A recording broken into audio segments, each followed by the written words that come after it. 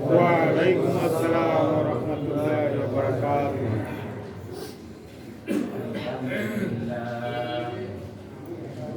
الحمد لله نحمده ونستعينه ونستغفره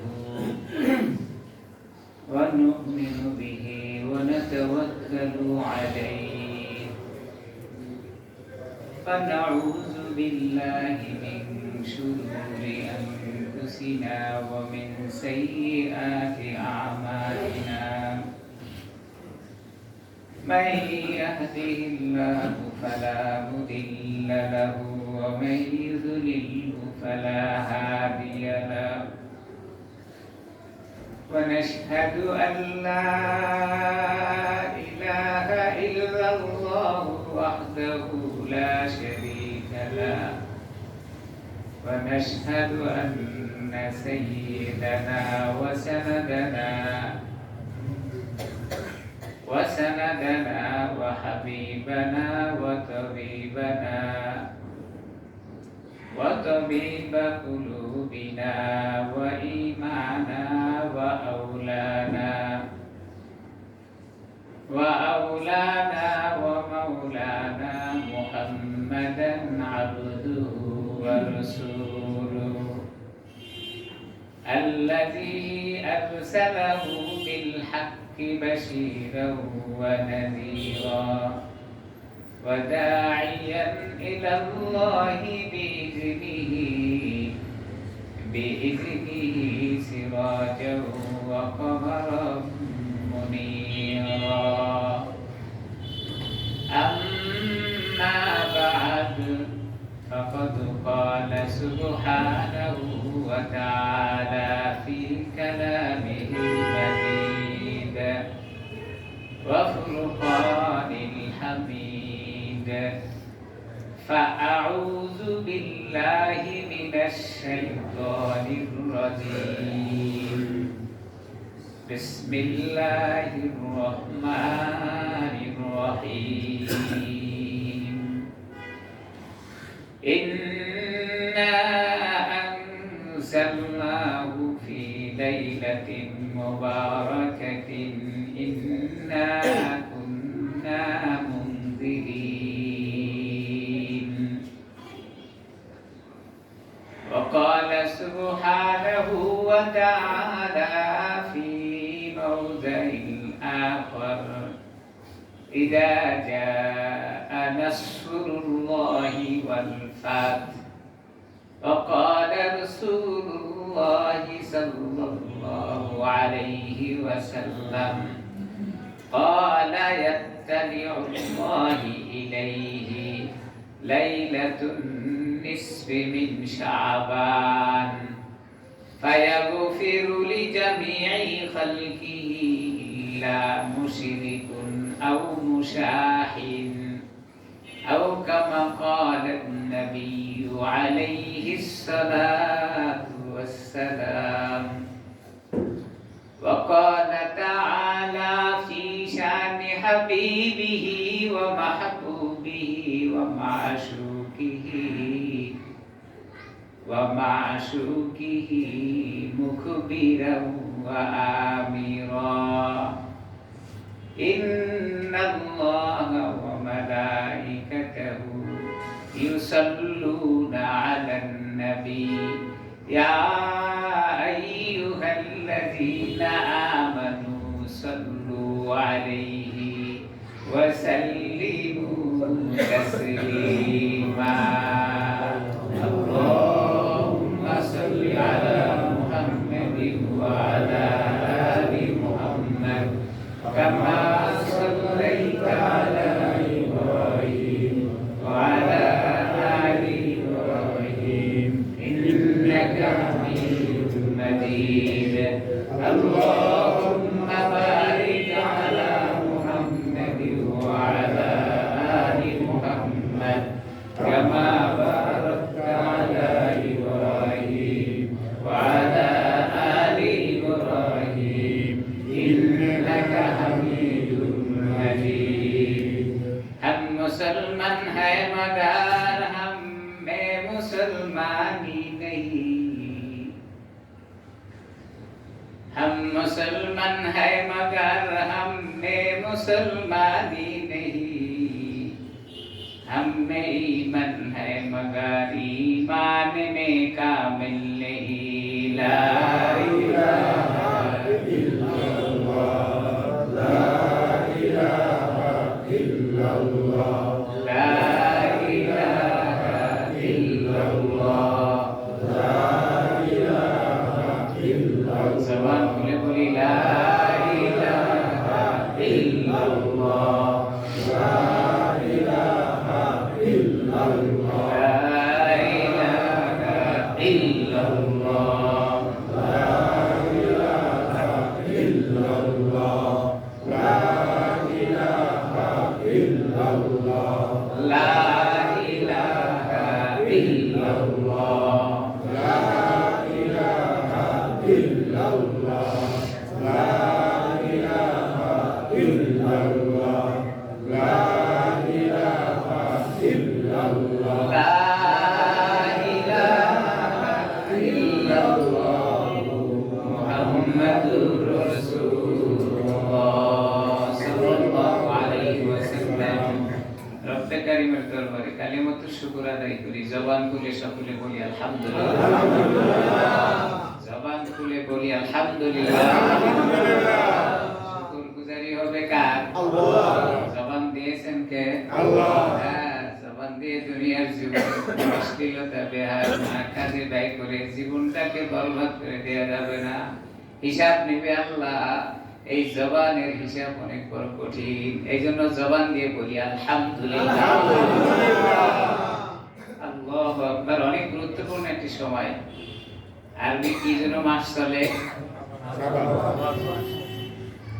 এই 2 মাসের নাম একটু মনে থাকবে, কারণ এটা গুরুত্বপূর্ণ মাস তো। শাবান মাস, রমজান মাসের এই নামগুলো একটু মনে থাকে। আর বাকি 10 মাসের কথা বললে ইনশাআল্লাহ নাই। 80% মানুষ বলতে পারবো না পুরো বছরের না। হলিদার টুকরা সন্তান রমজান মাসে বিড়ি খায়, হুজুরের চোখে পড়ছে।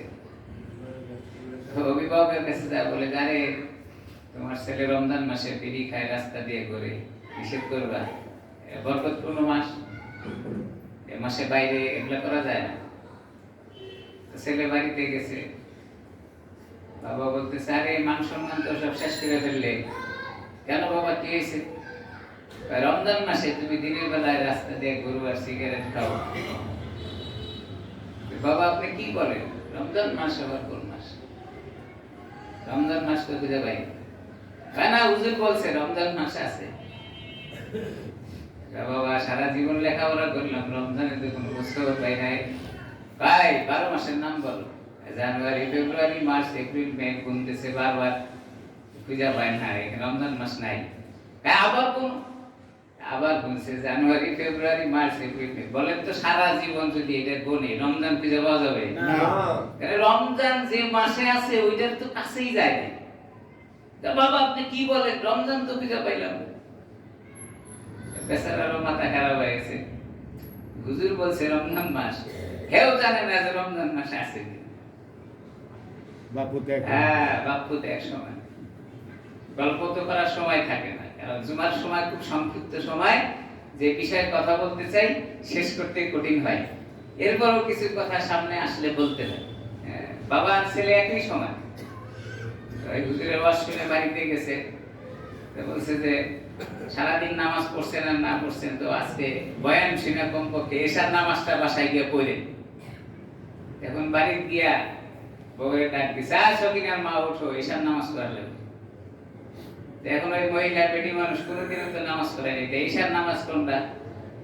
মনে মনে ভাবতেছে যে কোন পাগলা হুজুরের বয়ান শুনে আসলো, ঠান্ডার ভিতরে এশার নামাজ পড়তে পারে।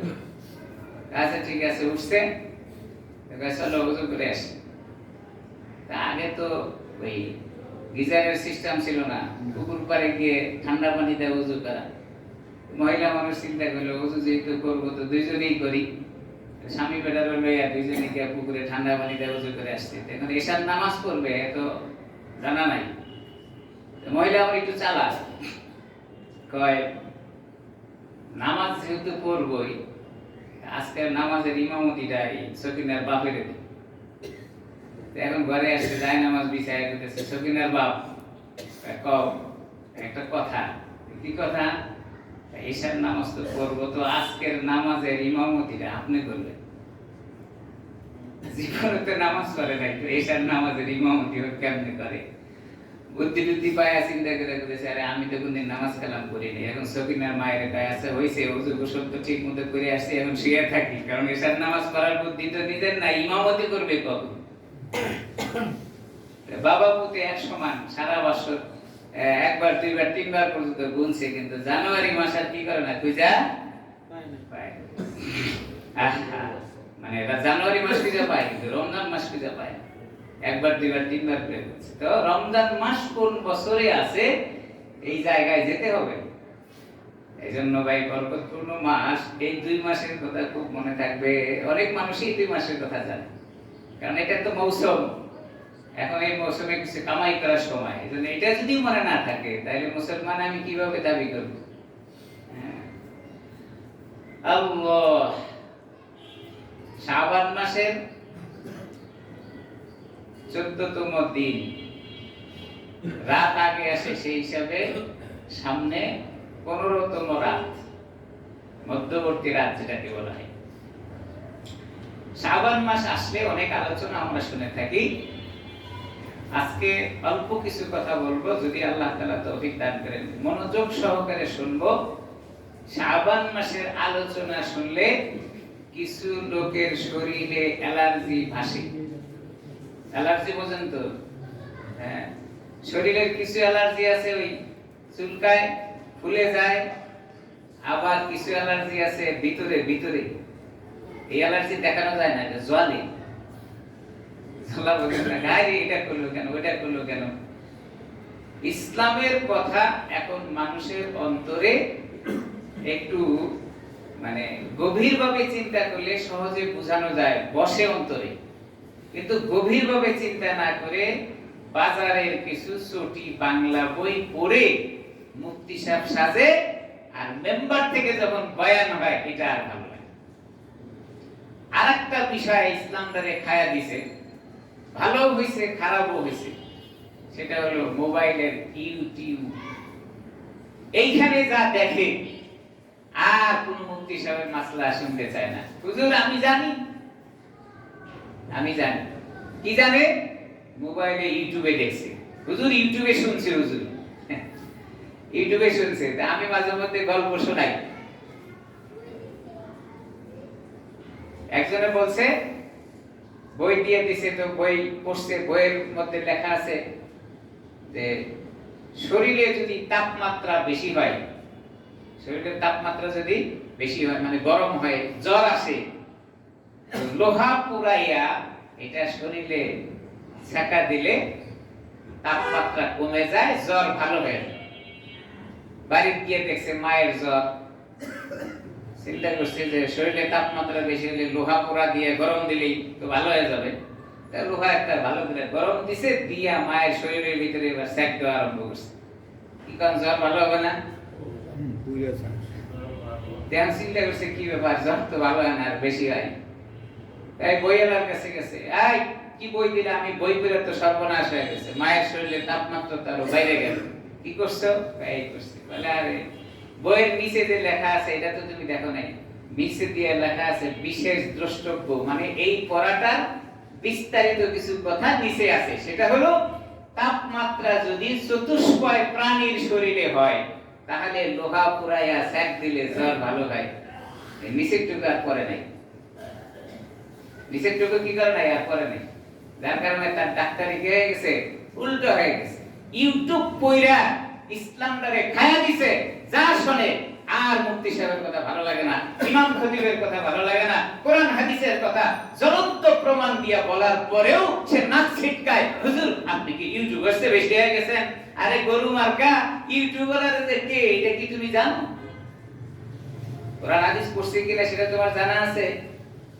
এই জন্য কিছু কথা বললে আগে এটা বুঝতে হবে কোরআন হাদিস আছে কিনা। এখনো কোরআন হাদিস বিদ্যমান, কিন্তু ঘটনা হলো কোরআন হাদিস পড়ার মতো চালান পাতি নাই। কোরআন হাদিসে পড়া কিছু পড়বে বুঝবে, এটা চালান পাতির অভাব। ছুটি বই পড়ে এসে মুক্তি সাজে। এজন্য শবে বরাতের কিছু কথা শুনলে কিছু মানুষের অ্যালার্জি থাকবে, কিয়ামত পর্যন্ত এই মানুষগুলা এইভাবেই চলতে থাকবে। যদি তাই না হয়, আমল করার পরেও কিছু মানুষ তো জাহান্নামে যাবেই, কারণ জাহান্নাম তো আল্লাহ তাআলা বানায় রাখছেন। এখানেও তো কিছু মানুষ যাবে, নাহলে এটা পূরণ করবে কি দিয়া? জান্নাতে যেমন কিছু মানুষজন যাবে, জাহান্নামেও কিছু মানুষজন যাবে, না হলে আল্লাহ তাআলা জাহান্নাম কেন বানাইছেন?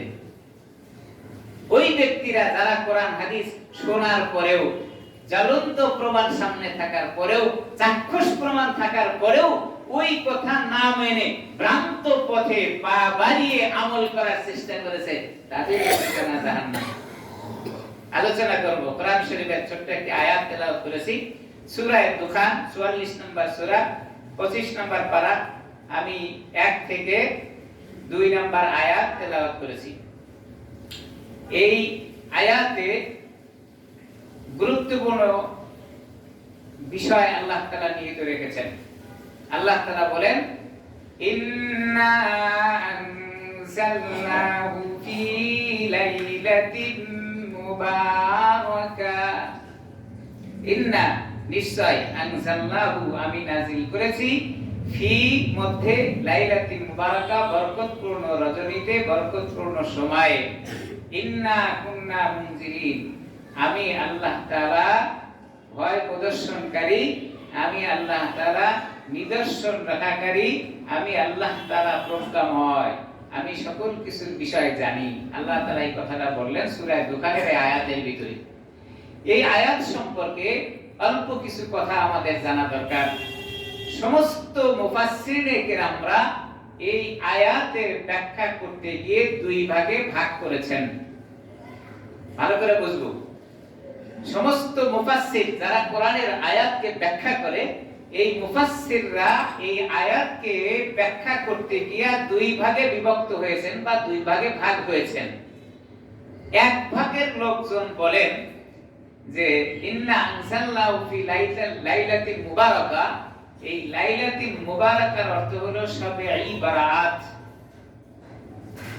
শবে বরাত কাকে বলে বলবো।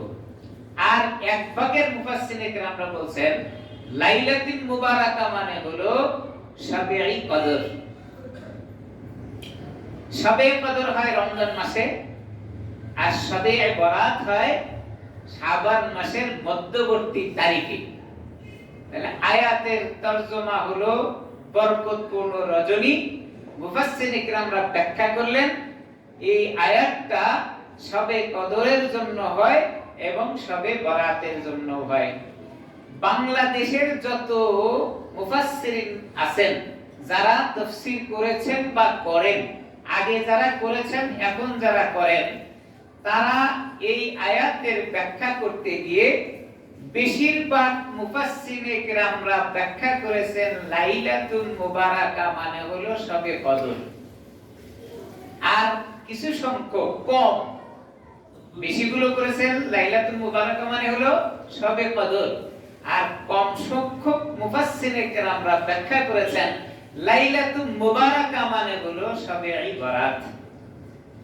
প্রাধান্য কোনটা? দুইটার ভিতরে তাকবিক দেওয়া হয়েছে, প্রাধান্য। বাংলাদেশের উলামায়ে কেরামের তাফসীর অনুপাতে লাইলাতুল মুবারাকা মানে হলো শবে কদরকে প্রাধান্য দেওয়া হয়েছে, আর কম সংখ্যক উলামায়ে কেরামের ব্যাখ্যাকে শবে বরাত দেওয়া হয়েছে। এখন কথা হলো যে তাহলে তো লাইলাতুল মুবারাকা মানে শবে বরাত বলতে পাওয়া যায় না, এটা আমরা শবে কদর বলে জানবো, যেহেতু বেশিরভাগ মুফাসসিরিন কেরামরা শবে কদর বলেছেন। পৃথিবীর সবচেয়ে বড় গ্রন্থাগার, লাইব্রেরি, এটা হলো মদিনায়। আপনারা জানেন যে মদিনার মসজিদের দোতলায়, যারা মদিনার মসজিদের ছাদে কখনো উঠছেন বলতে পারবেন, আমি এবার জুমার নামাজ পড়েছি মদিনার ছাদে, বের হইতে দেরি হয়েছে তো আমরা জায়গা পাইছি ছাদে। মদিনার মসজিদের উপরে যে মিনারগুলো আছে, এই সকল মিনারগুলো হলো সান্ডক। আপনাদের জানা আছে কিনা জানি না। সমস্ত মিনারগুলো দিনের সকালে 9টা বা 10টার সময় এই সান্ডকগুলো ছাদ খুলে যায়, খোলা আকাশ দেখা যায়। আবার যখন বিকাল বেলা হয়ে যায় তখন এই ছাদগুলো আবার ঢেকে যায়। কি সুন্দর, যারা দেখেছেন তারা বলতে পারবেন এটা যখন সরে যায় সব ইলেকট্রিসিটির মাধ্যমে। হ্যাঁ, যখন এটা সরে যায় তখন দেখার মতো একটা দৃশ্য, আবার যখন এটা লেগে যায় তখনও দেখার মতো একটা দৃশ্য। উপরে উঠলে দেখবেন যে জায়গায় এই মিনার গুলো আছে, গম্বুজ গুলো, এইটা বাদ দিয়ে ফাঁকা অনেক জায়গা আছে, এই জায়গার উপরে নামাজ হয়। এই ফাঁকা জায়গাগুলোর পাশ দিয়ে দেখবেন ঘর আছে, সব গ্লাস লাগানো আছে, থাই গ্লাস। যদি খুব গভীরভাবে দৃষ্টি করেন গ্লাসের ভিতরে দেখবেন শুধু বই আর বই, কিতাব আর কিতাব। মানে এগুলো দোতলার উপরে সব লাইব্রেরি, এত বই পুস্তক, এত তাফসীর মদিনার মসজিদের ওই লাইব্রেরিগুলোতে রাখা আছে। এইখানে বিশ্বের সবচেয়ে দামি তাফসীরগুলো সংরক্ষণ করা আছে এখানে। তো এই মদিনার মসজিদের ছাদের উপরে যে লাইব্রেরিগুলো আছে, এই লাইব্রেরির যত তাফসীর আছে, এই তাফসীরগুলোর ভিতরে গ্রহণযোগ্য একটা তাফসীর, যেটা গবেষণা করে দেখা গেছে যে বিশ্ববিখ্যাত একজন মুফাসসির, যিনি আব্দুল্লাহ ইবনে আব্বাস রাদিয়াল্লাহু তাআলা আনহুকে অনুসরণ করে তাফসীর করেন। গভীরভাবে শুনবো। রইসুল মুফাসসিরিন, বিশ্বের দরবারে রাসূল আকরাম সাল্লাল্লাহু আলাইহি সাল্লামের পরে কোরআনে কারীম যারা তাফসীর করেছেন, এর ভিতরে সবচেয়ে বড় মুফাসসিরের নাম হলো হযরত ইবনে আব্বাস রাদিয়াল্লাহু তাআলা আনহু, যাকে আরবি ভাষায় রইসুল মুফাসসির বলা হয়, অর্থাৎ মুফাসসিরদের নেতা। আব্দুল্লাহ ইবনে আব্বাস রাদিয়াল্লাহু তাআলা এর বড় মুফাসসির আর দুনিয়ার জীবনে কেউ হয় নাই। হযরত আব্দুল্লাহ ইবনে আব্বাস রাদিয়াল্লাহু তাআলা আনহুকে অনুসরণ করে যিনি তাফসীরটা লিখেছেন, ওই তাফসীরের ভিতরে লেখেন লাইলাতুল মুবারাকার অর্থ হইল আপনার শবে ইবারাত। লাইলাতুল মুবারাকার কি অর্থ? শবে ইবারাত। মদিনার সমস্ত মুহাক্কিক উলামায়ে কেরামরা এটার উপরে ভোট দিয়েছেন। বাংলাদেশের তাফসীরের ভিন্ন তাফসীর হলো মদিনার যারা তাফসীর করেছেন ওই তাফসীরকারকরা, তারা বলেছেন লাইলাতুল মুবারাকা মানে এটা হলো শবে ইবারাত, আর কিছু সংখ্যক উলামায়ে কেরাম বলেছেন লাইলাতুল মুবারাকা মানে হলো শবে কদর। আমাদের দেশের উল্টা ফতোয়া কার উপরে? ফতোয়া হলো রইসুল মুফাসসিরিন হযরত ইবনে আব্বাস রাদিয়াল্লাহু তাআলা আনহু যেই ফতোয়া দিয়েছেন, যেই তাফসীর করেছেন, তার উপরে ফতোয়া লাইলাতুল মুবারাকা মানে হলো শবে ইবারাত। বিষয় ক্লিয়ার হয়েছে কিনা জানি না, আমি একটু পড়াইলাম। মাদ্রাসায় যখন পড়াই তো ক্লাসের পড়াগুলো এরকম হয়, ছাত্ররা এইভাবে বসে আমাদেরকে এইভাবে বলতে হয়, খুলে খুলে না বললে ওরা পাবে কোথায়? স্টাডি করতে হয় এগুলো। যাই হোক, এদিকে আর লম্বা চড়া কথা বলবো না। লাইলাতুল মুবারাকার প্রাধান্য তাফসীর হলো শবে ইবারাত। এখন শবে ইবারাত এটা কি জিনিস? সব ফারসি শব্দ, সব মানে রাত, সব মানে রাত। বারাত আরবি শব্দ, আরবি এবং ফারসির সমন্বয়ে একটি বাক্য তৈরি হয়েছে, এর নাম হলো শবে ইবারাত। তাহলে সব মানে রাত, আর বরাত মানে নাজাত বা মুক্তি বা পরিত্রাণ। এখন কি হলো তরজমা পুরো বাক্যের? শবে ইবারাত মানে নাজাত বা মুক্তির রজনী। এই কথা বললে কিছু লোকজন বিগড়ে যায়, হুজুর একটা শব্দ ফারসি আর একটা শব্দ আরবি, দুটো এক জায়গায় হলো কেন? দুটোই আরবি হওয়া দরকার, না হয় দুটোই ফারসি হওয়া দরকার। এটা গ্রামাটিক্যাল একটা বিষয়। অনেক শব্দ এরকম আছে যেই শব্দের তর্জমা সঠিকভাবে বুঝাতে গিয়ে কিছু শব্দ মিশ্রণ তৈরি করতে হয়, মিশ্রণ লেখা হয়, এটা ভাষাগত ব্যাপার, সহজ হয়। এজন্য তারা এই শব্দটাকে লিখছেন কিছু ফারসি এবং কিছু আরবি। মূল কথা দাঁড়ালো শবে ইবারাত মানে মুক্তির রজনী, নাজাতের রাত, মুক্তির রাত। এটা পরিত্রাণের রাতের নাম হলো শবে ইবারাত। এখন এই শবে ইবারাত সম্পর্কে হাদিস, কি হাদিস? শবে বরাত আছে কি নাই? শবে বরাত আছে, এটার উপরে অসংখ্য হাদিসের ভিতরে গ্রহণযোগ্য হাদিস আমি আপনাদের সামনে পাঠ করেছি। যেই হাদিস নিয়ে আমাদের দেশে যারা সালাফি লোকজন দাবি করে, আমরা এক ভাষায় বলতে পারি যাদেরকে আহলে হাদিস বা আহলুল হাদিস বলা হয়, এরা এই শবে বরাতকে অস্বীকার করেন। আবার হানাফি মাযহাবের কিছু লোকজন, আমরা যে ইমামকে অনুসরণ করি, এই মাযহাবের কিছু লোকজন আছে যারা শবে বরাতকে বেশি প্রাধান্য দেয়, বাড়াবাড়ি করে। এইজন্য দুইটার সমন্বয় হলো শবে বরাত নিয়ে বাড়াবাড়িও করা যাবে না, ছাড়াছাড়িও করা যাবে না। অর্থাৎ শবে বরাত আছে স্বাভাবিক আমলের মধ্যে কাটবে, আবার নাই এই কথা বলা যাবে না। এইজন্য এই রজনী নিয়ে বাড়াবাড়িও নাই, ছাড়াছাড়িও নাই। মুযাবযাবিনা বাইনা যালিক, মধ্যপন্থা অবলম্বন করে শবে বরাতে কিছু আমলের কথা বলবো এবং কিছু আমল করা প্রয়োজন, শবে বরাত পালনীয়। হাদিসটা হলো রাসূল আকরাম সাল্লাল্লাহু আলাইহি ওয়াসাল্লাম বলেন, হযরত মুআয ইবনে জাবাল রাদিয়াল্লাহু তাআলা আনহু থেকে এই হাদিস, তিনি বলেন, قال يطلع الله إليه ليلة النصف من شعبان فيغفر لجميع خلقه إلا مشرك أو مشاهد। তিনি হাদিসটা বর্ণনা করতেছেন, হযরত মুআয ইবনে জাবাল রাদিয়াল্লাহু তাআলা আনহু বলেন যে এই হাদিসটা হলো এমন যে এই রজনীতে আল্লাহ তাআলা অসংখ্য মানুষকে maaf করে দেন। দুই প্রকারের মানুষ বাদে আল্লাহ তাআলা অসংখ্য বনি আদমকে maaf করে দেন। দুই প্রকারের কারা? এক প্রকার হলো মুশরিক, যারা আল্লাহ তাআলার সাথে শিরক করে, আর এক প্রকার হলো মুশাহিন, যারা আত্ম অহমিকা করে। এই দুই প্রকারের মানুষ বাদে আল্লাহ তাআলা সকল মানুষদেরকে কি করে দেন? maaf করে দেন। এই হাদিসটা এই জন্য মানতে হবে যে যারা মানে না শবে বরাতকে, তাদের একজন প্রসিদ্ধ ইমামে আলবানী, সালাফি গোত্রের সবচেয়ে বড় ইমাম, যার অসংখ্য কিতাব লেখা আছে, ওনার লেখা এই কিতাব হলো কিতাবুস সুন্নাহ, প্রথম নম্বর খণ্ড 224 নম্বর পৃষ্ঠায় 512 নম্বর হাদিস। এই হাদিসটা আলবানী থেকে বর্ণিত, লামাযাবিদের বড় ইমাম, যার কথা ওনারা কথায় কথায় দলিল দেয়, তাদেরই বর্ণিত এবং তার লেখা কিতাব থেকে এই হাদিসটা আমি আপনাদের সামনে পড়ছি। হানাফি মাযহাবের অন্য হাদিস এখনো পড়ি নাই, যেহেতু ওরা শবে বরাতকে মানে না। শবে বরাত যারা মানে তাদেরকে কি বলে জানেন? তাদেরকে উদ্দেশ্য করে এই গ্রুপের লোকজন বলে, ওই রাত্রিতে মসজিদে সময় না দিয়ে বেশ্যাখানায় সময় দেওয়া উত্তম। নাউযুবিল্লাহ বলেন। চিন্তা করছেন, মসজিদে বসে থাকার চেয়ে বলে বেশ্যাখানায় বসে থাকা ভালো? কিভাবে বলতে পারে বলেন?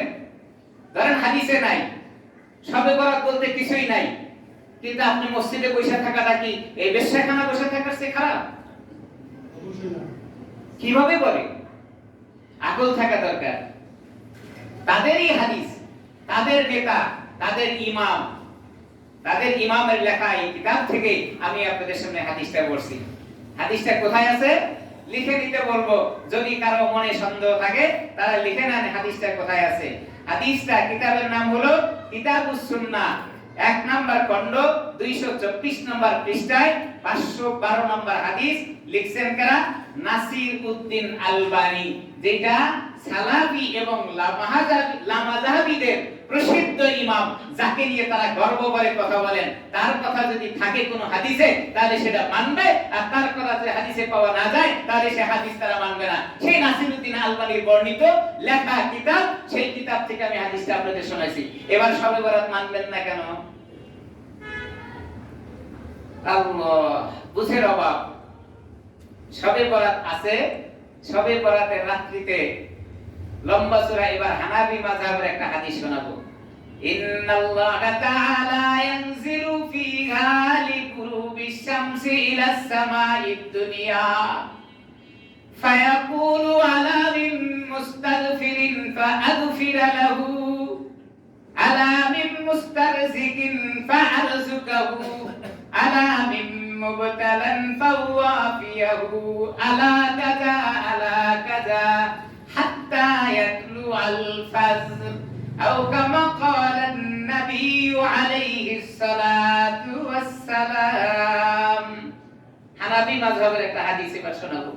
তাহলে লামাযাবিদের ভাইদেরকে যারা আমি শোনায় দিলাম, যে আপনাদের প্রসিদ্ধ ইমামের লেখা কিতাব থেকে হাদিস শোনাইছি শবে বরাত আছে, এটা নিয়ে আপনারা মন খারাপ করবেন না, শবে বরাত অস্বীকার করবেন না।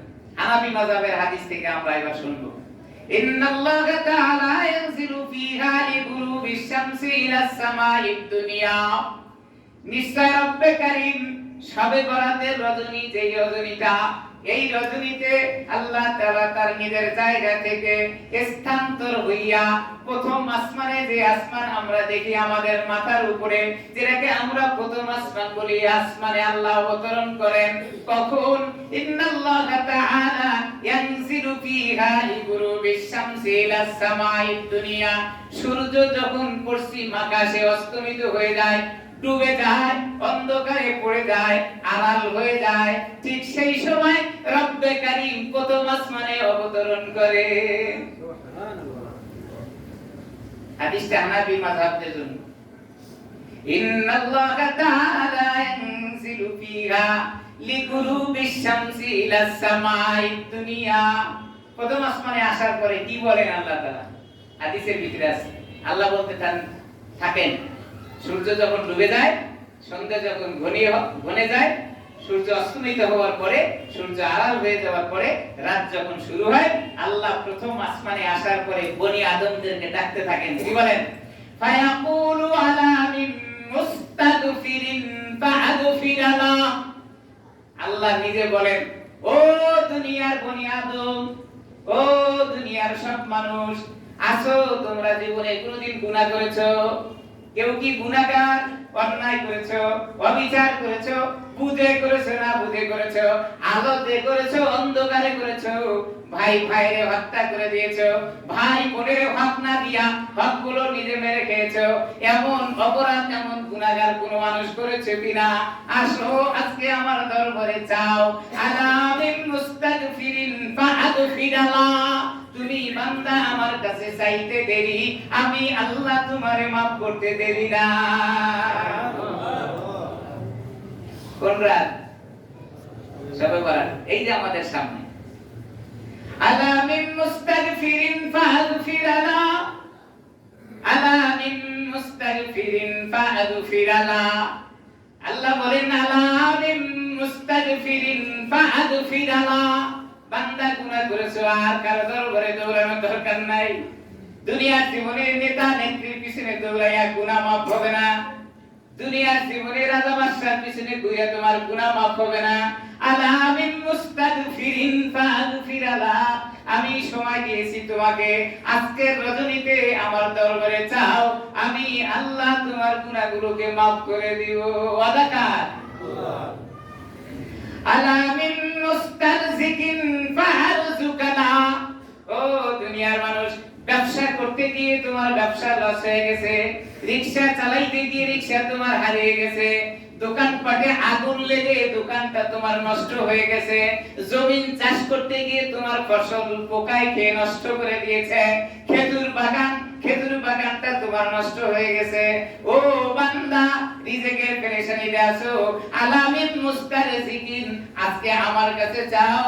আলা মিন মুস্তারজিকিন ফারজুকালা, আমি আল্লাহ তোমার রিজিকের ব্যবস্থা করে দিব। সুবহানাল্লাহ। ডাকেন কে? আল্লাহ। আলা মিন মুস্তারজিকিন ফারজুকালা, আলা মিন মুবতালান ফাওয়াফিয়ালা। ও বান্দা, দুনিয়ার জীবনে মুসিবতে আছো, তোমার সন্তান কথা শুনে না, তোমার মেয়ে কথা শুনে না, তোমার স্ত্রী তোমার অবাধ্য, মিথ্যা মামলায় তুমি জড়িত হয়ে জেলখানায় আছো। ও দুনিয়ার মানুষ, জমি নিয়ে তোমার সাথে ভাই ভাইয়ের সাথে মারামারি, আর একটা বিল্ডিং, একটা অট্টালিকা, একটা বাসা বাড়ি নিয়ে তোমার বন্ধু বান্ধবের সাথে তোমার মামলা মোকদ্দমা। আমার কাছে চাও এমন বিপদ থেকে দূর হওয়ার জন্য। আলা মিন মুবতালান ফাওয়াফিয়ালা, আমি আল্লাহ তোমার এই বিপদকে দূর করে দেব। ডাকতে থাকেন সূর্য ডোবার পর থেকে। কতক্ষণ ডাকবেন? আল্লাহ তাআলা বলেন, হাত্তা ইয়াতলু আল ফাজ আলা কাযা আলা কাযা হাত্তা ইয়াতলু আল ফাজ। আল্লাহ তাআলা ফজর পর্যন্ত এইভাবে এই কথাগুলো বলতে থাকেন। আমি আর আপনি লাভ কথা গায়ের উপরে দিয়া এরপরে ফ্যান ছাইরা রাত্রে ঘুমায় থাকবো কেন? কি দরকার আছে? অনেক আমল তো করেছি জীবনে, আমলের পাল্লাই তো অনেক, নেকির আমল ভারী। খোঁজ নিয়ে দেখেন জীবনে যতগুলো আমল করছেন একটাও আল্লাহর দরবারে কবুল হয়নি। আমি করছি অনেকগুলো, কিন্তু আল্লাহর দরবারে একটাও কবুল হয়নি। যাবেন কোথায়? আইনামা ইউদরিকুমুল মাউত ওয়ালাউ কুনতুম ফি বুরুজিন মুশাইয়াদা। আপনি চালাকি চতুরি করে অনেক কিছু করছেন, এরপরে ইবাদত বন্দেগী করতেছেন। মনে করেন আপনি যে চালাক, পৃথিবীর আর কেউ আপনার চেয়ে বেশি চালাক না। আপনি কাকের চেয়েও বেশি চালাক। কাকের চেয়ে বেশি চালাক। কাক কি করে জানেন? কখনো কোনো জায়গা থেকে যখন জিনিস চুরি করে ছো মেরে নিয়ে আসে, এইটা যেখানে রেখে দেয়, রেখে দেওয়ার সময় সে চোখ বন্ধ করে রাখে। কাকে জিনিস রেখে দেওয়ার সময় কি করে? চোখ বন্ধ করে রেখে দেয়। কেন? সে মনে করে আমি যেমন চোখ বন্ধ করে রেখে দিলাম, আমি যেমন দেখতেছি না, আর পৃথিবীর কেউ দেখে নাই। আসলে কি বাস্তব? আমি চোখ বন্ধ করে রাখার সময় তো আমি দেখলাম না, আর বাকিরা তো দেখতে পারে।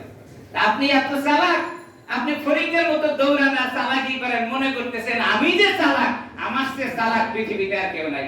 আপনি মনে করবেন আপনি যে চালাক, আর একজনে যে আপনার চালাকি বোঝে, আপনি চালাক হইয়া শুধু এই কথাটা বোঝেন। বুঝাতে পারছি কিনা জানি না।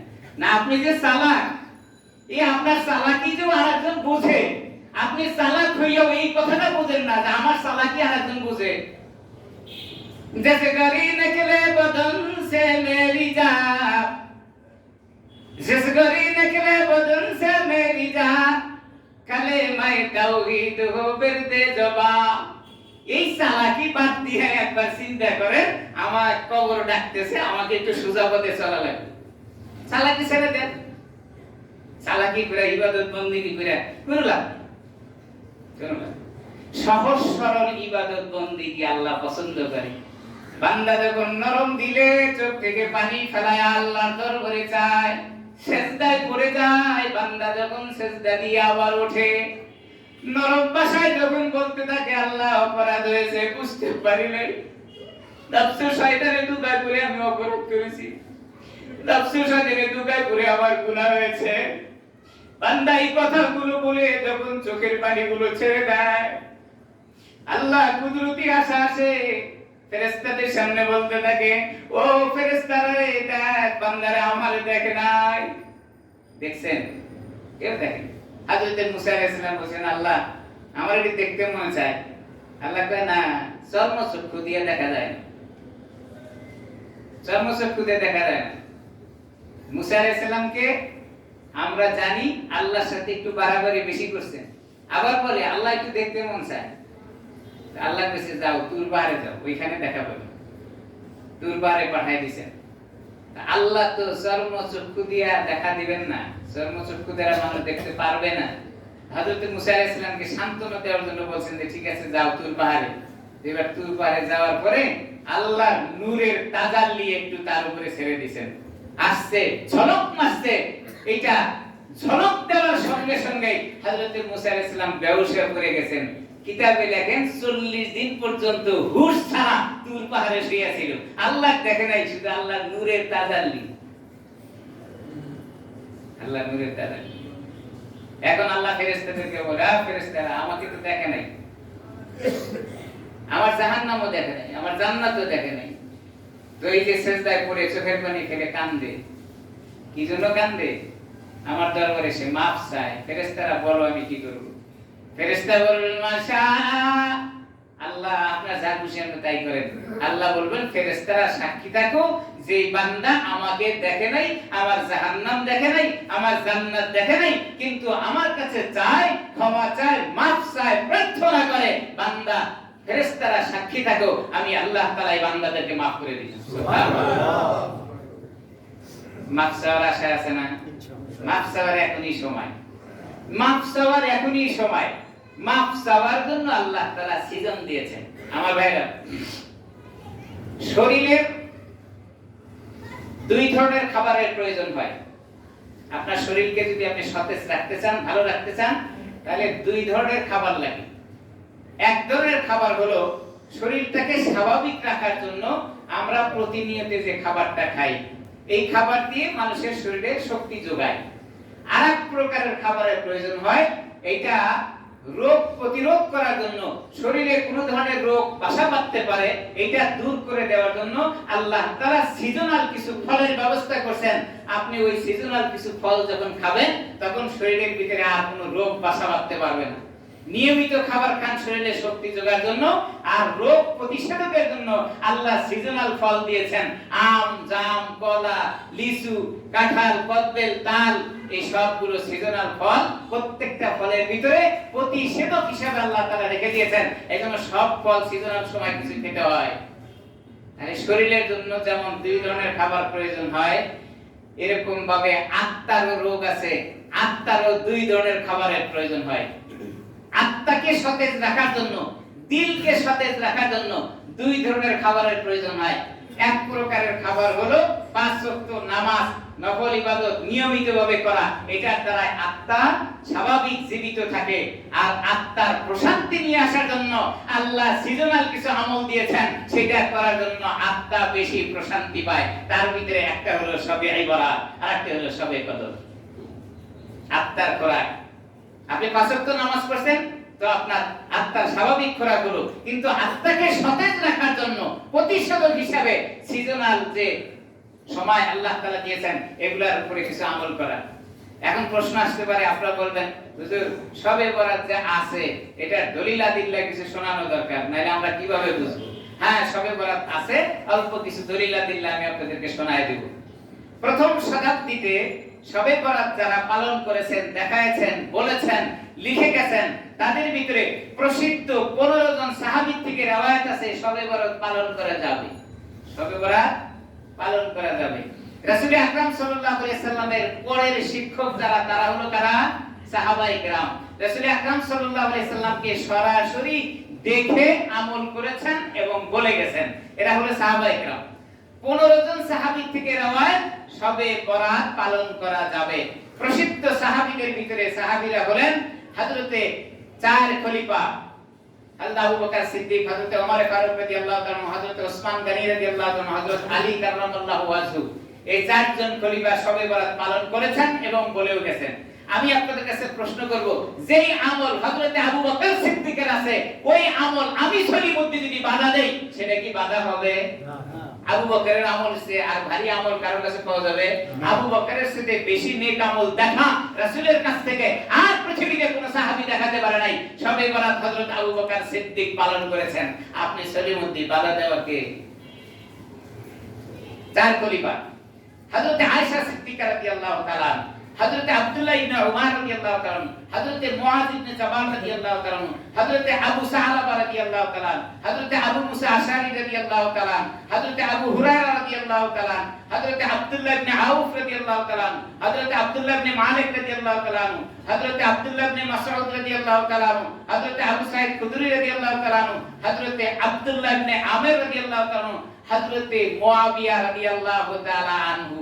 যে মুআবিয়া সম্পর্কে রাসূল দোয়া করে গেছেন, আল্লাহুম্মা হাদিয়া ওয়া মাহদিয়া, আল্লাহ হযরত মুআবিয়া রাদিয়াল্লাহু তাআলাকে হেদায়েত দাও এবং উম্মতের জন্য হাদি মাস্টার ওস্তাদ হিসেবে কবুল করে নাও। দোয়া করেছেন রাসূল আকরাম সাল্লাল্লাহু আলাইহি ওয়াসাল্লাম।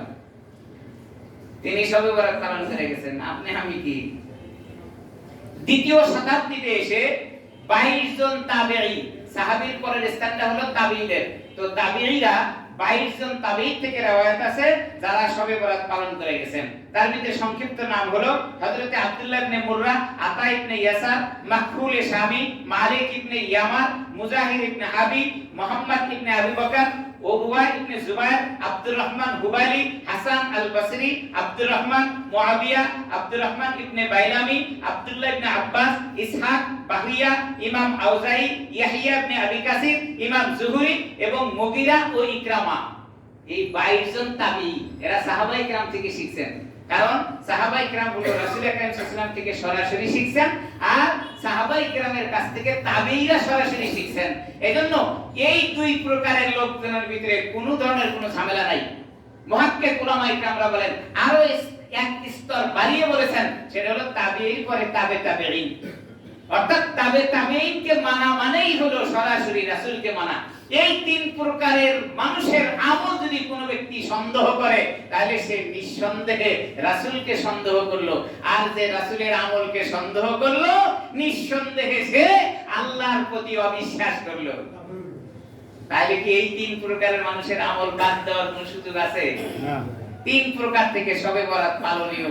এই তিন প্রকারের লোকজনরা শবে বরাত পালন করেছেন এবং পালন করার জন্য নির্দেশ দিয়েছেন। বাকিগুলো আলোচনা করার সময় এখন নাই। সর্বশেষ যেটা বলবো সেটা হলো শবে বরাত পালনীয়। শবে বরাতের কিছু নফল ইবাদত আছে, বাড়াবাড়িও করা যাবে না, সারাসারিও করা যাবে না। শবে বরাত আসলে আমরা কিছু নফল ইবাদত বন্দেগী করব, কোরআন শরীফ তেলাওয়াত করব, জিকির আজকার করব। হ্যাঁ, এই কথা সর্বসম্মতিক্রমে একমত হয়েছেন যেটা শবে বরাতের সম্মিলিত কোনো আমল হাদিস কোরআনে কোথাও নাই। দলবদ্ধভাবে যে আমি কোনো আমল করব এমন আমল হাদিস কোরআনে কোথাও নাই। ব্যক্তি আমল শবে বরাতে করতে থাকবো, কোরআন শরীফ তেলাওয়াত, জিকির আজকার, তাসবিহ, তাহলিল। আপনি ইচ্ছা করলে সারা রাত জেগে জিকির করতে পারেন, সারা রাত জেগে নফল ইবাদত করতে পারেন। নির্দিষ্ট কোনো আমলও নাই যে এই আমলই আপনাকে করতে হবে। আল্লাহ তাআলা আমাদের সকলকে শবে বরাতের এই কথাগুলো বুঝে সুন্দরভাবে নফল আমল হিসেবে করার তৌফিক দান করেন বলি আমিন। আমিন।